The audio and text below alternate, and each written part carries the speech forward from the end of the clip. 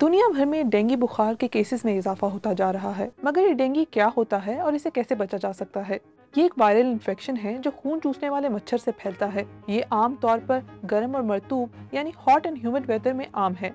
Sir दर्द, बुखार, कै, मतली, खारिश और जॉइंट पेन इसके अमूमी सिम्टम्स हैं। इसलिए इसको हड्डी तोड़ बुखार या ब्रेकबोन फीवर भी कहा जाता है। इसका कोई खास इलाज नहीं है। ये ज्यादातर खतरनाक नहीं होता और लोग 1 या 2 हफ्ते में इससे ठीक हो जाते हैं, लेकिन बास केसेस में ये खतरनाक हो जाता है और जानलेवा भी साबित हो सकता है। हर साल 40 करोड़ डेंगू इन्फेक्शन होते हैं।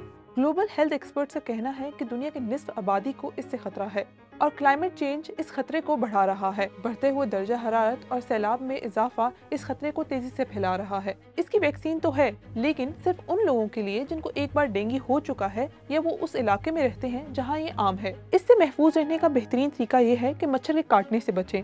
रिपेलेंट का इस्तेमाल करें, खुद को ढांप कर रखें, मच्छरदानी के अंदर सोएं, खिड़कियों पर जाली लगाएं ताकि मच्छर अंदर ना आ सके।